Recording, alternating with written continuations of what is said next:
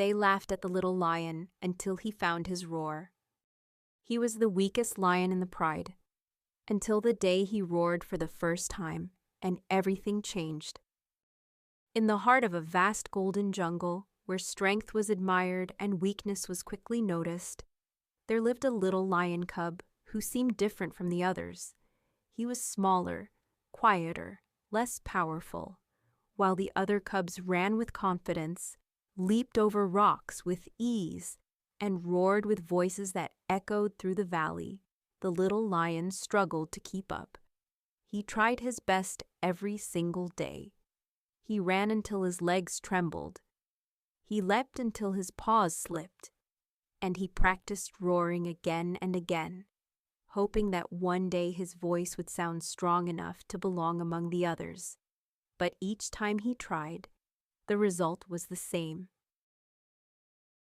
His roar came out weak, shaky, small, and every time it happened, the other cubs laughed.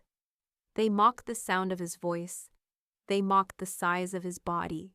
They mocked the effort he put in, as if trying and failing was something to be ashamed of. The little lion began to carry their laughter like a wound inside his chest. He started wondering if maybe they were right. Maybe he would never be strong. Maybe he would never be brave. Maybe he would never become the lion he was meant to be. One evening, after another day of embarrassment, he wandered alone to the riverbank and stared into the water. The river reflected a cub who looked tired, discouraged, and uncertain. And for the first time, the little lion truly considered giving up. But that night, something changed.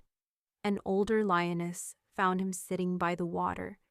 She had seen many seasons, survived many storms, and carried the kind of quiet strength that did not need to prove itself.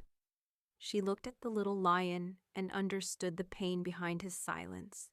Without scolding him, without pitying him, she gave him a truth he had never heard before. She reminded him that weakness in the beginning does not mean weakness forever. She told him that some creatures are not born powerful. Some are shaped by struggle.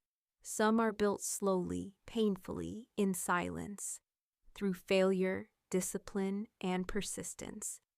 And then she said something the little lion would never forget. A roar is not always missing. Sometimes it is still being built. Those words stayed with him. So the next morning, before the jungle woke up, the little lion rose in silence and began to train. He ran through the grass before sunrise. He climbed stones until his muscles burned. He practiced his footing on rough ground. He stood by the river and tried to roar into the morning air again and again, even when the sound still came out weak. No one applauded him. No one noticed his effort. No one told him he was improving. But still, he returned the next morning, and the morning after that, and the morning after that. Day by day, something began to change. Not all at once, not in a dramatic moment.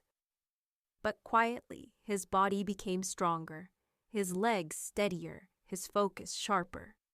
Most importantly, his heart began to change. He stopped training to impress the others. He stopped training to silence their laughter. He stopped looking around every time he failed. Instead, he learned to keep going. He learned that progress is not always loud. Sometimes it happens in hidden places, in lonely mornings, in moments where no one sees your effort except you. But even with all his growth, the jungle still had lessons left for him. One day, the cubs gathered near a rocky cliff for a challenge. They raced up the slope, trying to prove their strength and speed. The little lion stepped forward and joined them. He pushed himself harder than ever. For the first time, he kept pace with the others. But just before reaching the top, his paws slipped on loose stone. He crashed to the ground. Dust rose around him. Pain shot through his body, and the laughter returned. It was the same laughter he had heard before. the same mockery, the same humiliation. In that moment, all the old doubts came rushing back. Maybe he had not changed after all. Maybe no amount of effort would ever be enough. That night, wounded in body and spirit, he returned to the older lioness. And once again, she guided him, not with comfort, but with truth. She took him to a place in the jungle that had once been destroyed by fire. The earth was black, the trees were scarred, the ground still looked broken. But in the middle of all that ash, a young green tree had begun to grow. The lioness showed him that fire had touched the land, but it had not ended it. Instead, it had cleared the ground for new life. That was when the little lion understood something important. Pain does not always come to destroy you. Sometimes it comes to prepare you. Sometimes humiliation teaches resilience. Sometimes failure teaches discipline. Sometimes the very thing that makes you feel weak is the thing that is slowly making you stronger. From that day on, the little lion trained with a different heart. He was no longer trying to prove he belonged. He was trying to become. Then came the storm. Dark clouds rolled over the jungle. Thunder shook the sky. Rain crashed down in heavy waves. As the young lion stayed near shelter, a frightened cry rose through the wind. A baby antelope had slipped near a muddy ravine and become trapped at the edge. The rain was making the ground unstable. The current of mud and water was pulling harder with every second. Everyone saw the danger. Everyone heard the cry, but fear froze them where they stood. The little lion looked toward the ravine. He was afraid too. But something inside him had changed. He had spent too many mornings training in silence, too many days rising after failure, too many nights carrying pain, to let fear decide who he was now. So while the others hesitated, the little lion moved. He ran into the storm. Rain lashed against his fur. Mud slipped beneath his paws. The wind pushed against him as if trying to throw him back. Still, he kept going. He climbed down into the ravine, reached the frightened baby antelope, and fought with all the strength he had built in secret. He pulled. He slipped. He almost fell, but he refused to let go. In that moment, every quiet morning mattered. Every failure mattered. Every tear, every insult, every lonely attempt to roar, it all mattered, because it had all been preparing him for this. With one final effort, the little lion dragged the baby antelope free and carried it back to safety. When he climbed back up the ravine, covered in rain and mud, the jungle was silent. No one laughed. No one mocked him. No one saw the weak cub they used to make fun of. They saw courage. They saw strength. They saw a lion who had stepped forward when fear told everyone else to stand still. And then, in the quiet that followed, the older lioness looked at him and knew the moment had come. The little lion stood beneath the fading storm. His body was exhausted. His fur was soaked. His chest rose and fell with heavy breaths, but inside him, something had awakened. He was no longer the cub who roared for approval.